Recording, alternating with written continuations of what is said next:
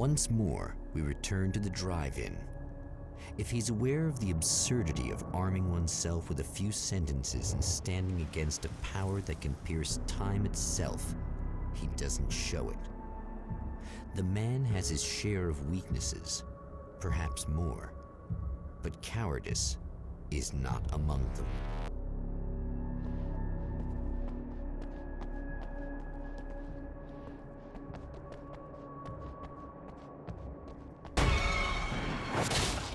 Oh, you got yourself a little plan, do you?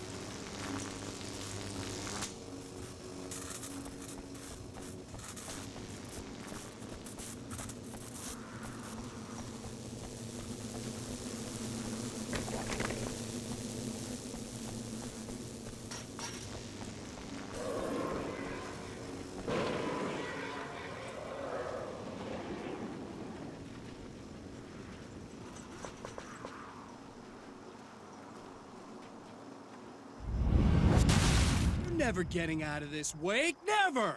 Don't worry. I'll take care of your wife and your life.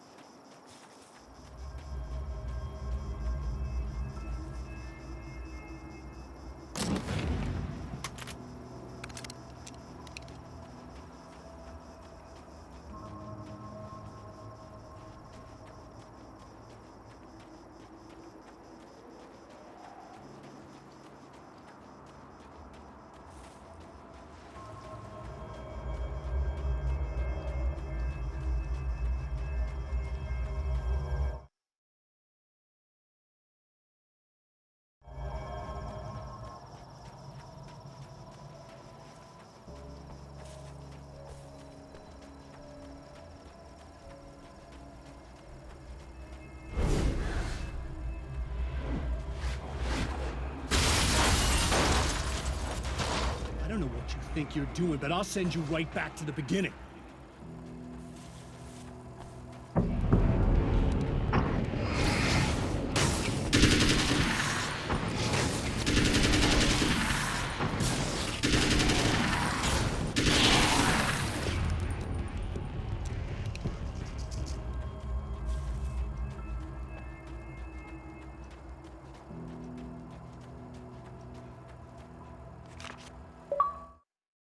When the dark man's eyes suddenly locked into Serena's, she flushed hot. They ignited a black fire in her. He was talking. He wanted the power turned off. He said something about the projector booth. She hooked a finger under his belt buckle. He grabbed a hold of her throat and twisted until it hurt. Somewhere deep inside, a part of her screamed in paralyzed horror, but the moan that escaped from her throat had no panic in it. "Pay attention," he said. "Business first." His eyes glittered shamelessly. Hers did too.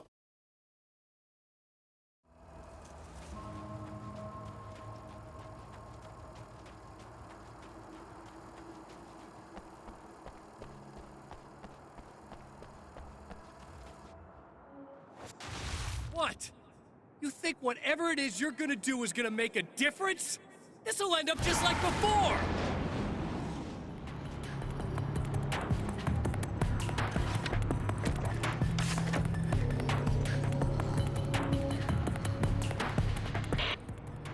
I've been around for a while now, you know? While you've been indisposed, stuck in the darkness, I've been busy. I operate in the shadows, not always literally, you understand? I'm a little more resilient than those I've taken, but I do my best work in the dark.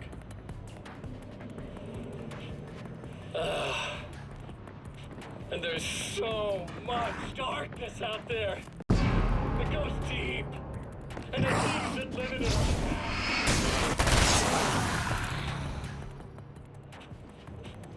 They don't mind getting a little bit of elbow room. All that chaos and madness, it doesn't really do that much down there. It's like pouring a glass of water into the ocean, right? But up here, yeah, you can really make an impact. All they need is someone to bring them all the way through.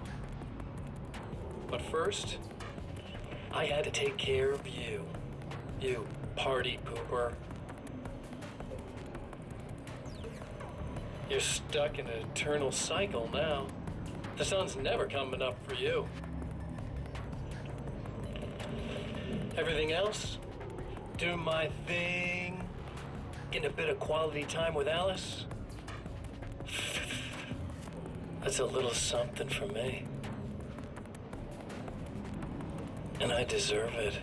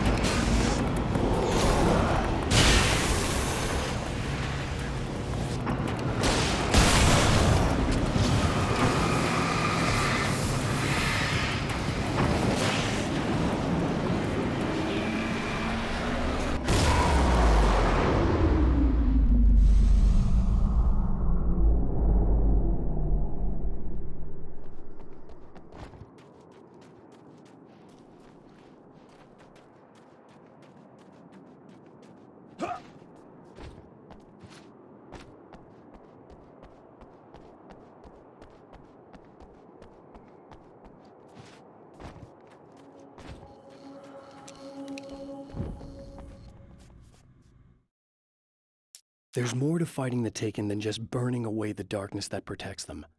When I'm fighting for my life, I find myself slipping into a state of intense concentration that makes the beam of my flashlight seem more powerful and focused.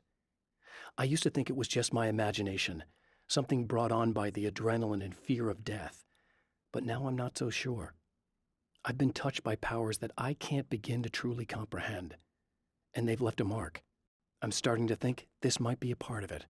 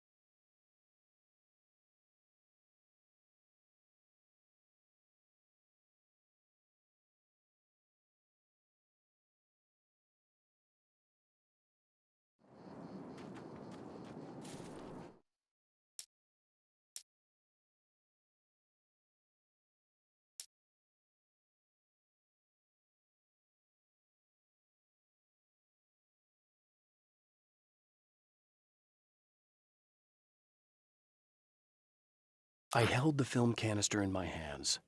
I saw her name written across it in big letters, followed by the title. It was a time capsule, moments snatched from times gone by, from a past that I hoped could also be our future. It was my salvation, our chance to be together. A tin can with a bit of magic in it that she didn't even know about. Something I could put to good use. There were only moments left before I had to face him.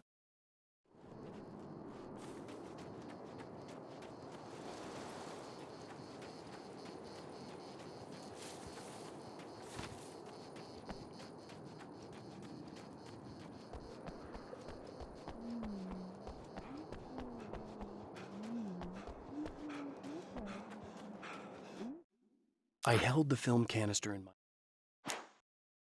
The clothes I wear now I shaped from dreams and memories.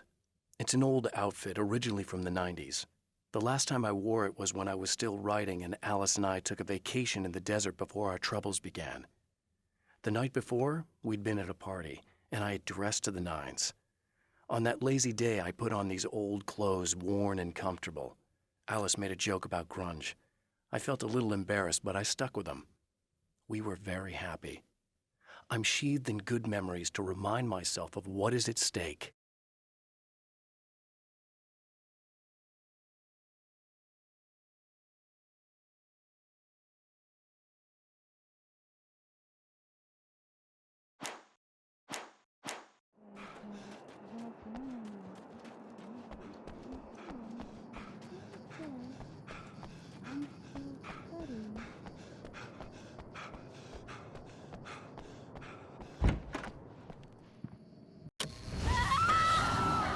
Oh, hey. I'm hoping I can put an end to this now. You'd better. I really don't want that to happen to me again. It's like somebody vomited in my brain, like a sleazy movie that keeps looping in my head. I'll stop this, I swear. You know the part that's really screwed up? If you mess it up, it'll just keep happening forever, right? I don't think I can deal with that. Don't think about that. I don't think of anything but. Hey, afterwards, when all this is done, look me up. This thing, I can probably help you deal with it. I don't know. It's almost like I'm not even in the same world anymore. Everything's just weird now. Yeah, I know. A lot of that'll pass with time, but being touched by the darkness, it's rough on you. It's a lot to process, and I just don't want you to get completely screwed up by this. Might be a little late for that, to be honest. Yeah, well, there's degrees. At least you're not at a point where you go around picking fights with people over not changing their light bulbs often enough. What? Never mind. All I'm saying is, you're not alone with this. And anyway, you're friends with Alice, so, you know, any friend of hers. Thank you.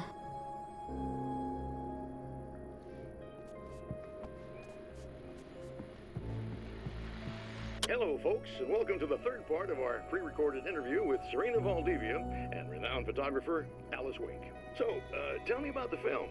It's called Sunrise, and it really wasn't something I ever thought of as an actual film. It was just footage, things I saw and happened to shoot. It's not a medium I'm very much at home with. You shouldn't put yourself down. You've got a great eye. Maybe, but experience is another thing. Because you're primarily a still photographer. Yes, exactly. So I'm really used to thinking of the world in terms of snapshots. I frame something and try to pick the right moment, and then reveal that moment to people. Moving images are a different story. I'm still learning a lot about it, to be honest. So, this is a new thing for you? Or maybe I'm just a slow learner. But showing it like this is definitely a new step for me. It's a little weird taking something this intimate and showing it to everybody. Not that the material itself is somehow shocking. It's just that those were private moments. But that's why it works, because it feels genuine. It's not so much a story as it is a sort of an echo, showing us how you saw your husband at the time. It's not really about the sunrise itself or Alan watching it. It's about you two together. I suppose. It's funny, looking at it now, especially now that it's been edited like that. It takes on a life of its own, almost. It's a kind of a fantasy. Well, there's nothing wrong with that. No, you're right. I'm glad you talked me into it.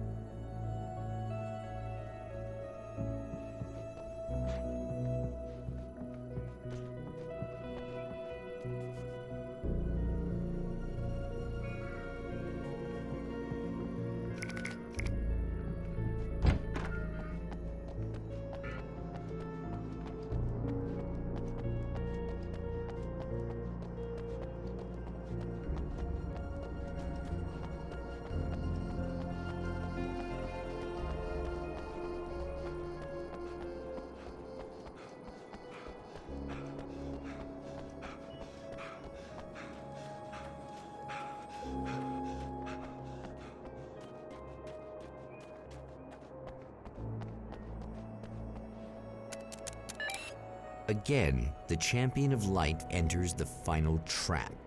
The new reality is almost here. All he needs to do is change the details of the scene, push it past the breaking point, and the rest will snap into place.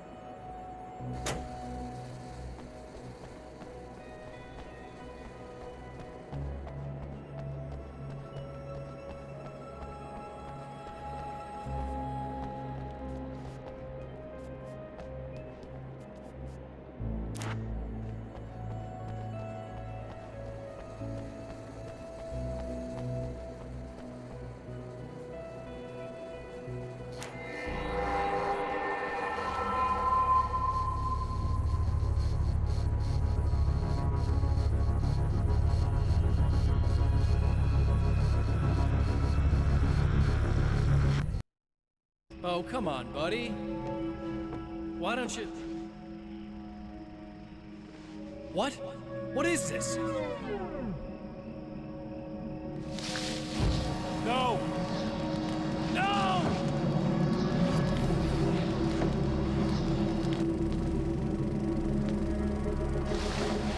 You can't do this! All I did was take the things you always wanted and never had the balls to go for!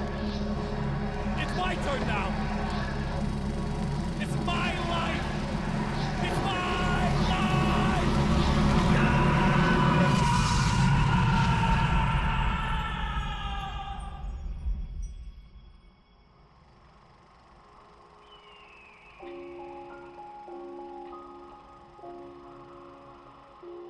Alan? Is it really you? It's really me. How?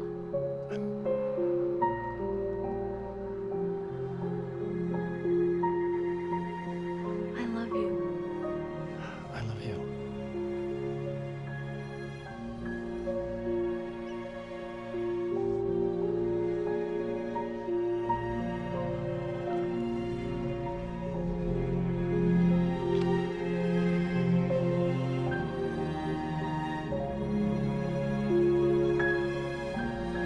A woman, a man, two lovers, held apart for far too long, enveloped in the light of a glorious dawn. They both feel it. He's home at last. Are these actual events, or merely a dream? A memory, or a glimpse of what is to come? One thing is certain. This scene takes place in another time and another place, far, far away from Night Springs.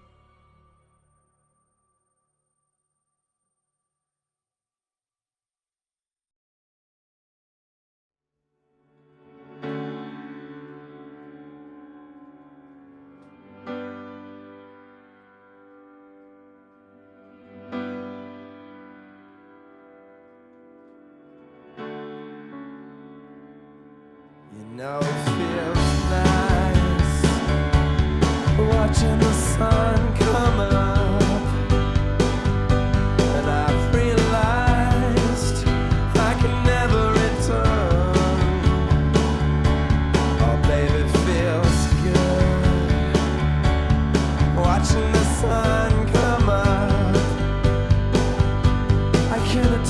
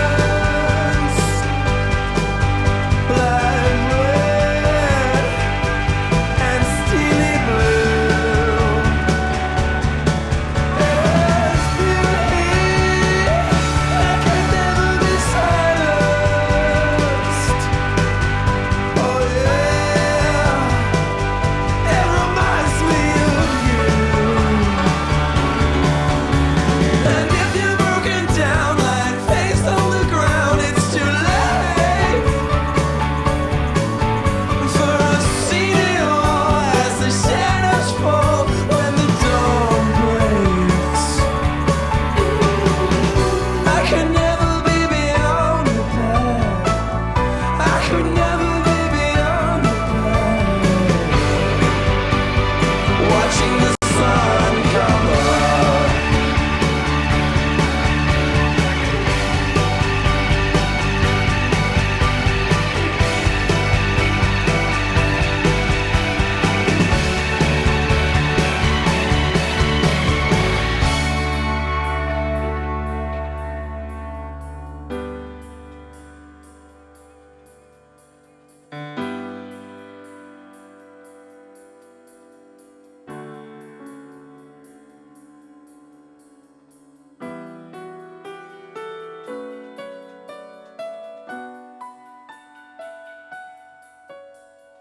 All could happen if I wanted to.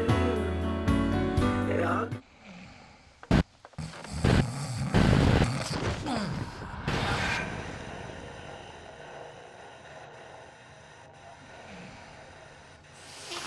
No? Al?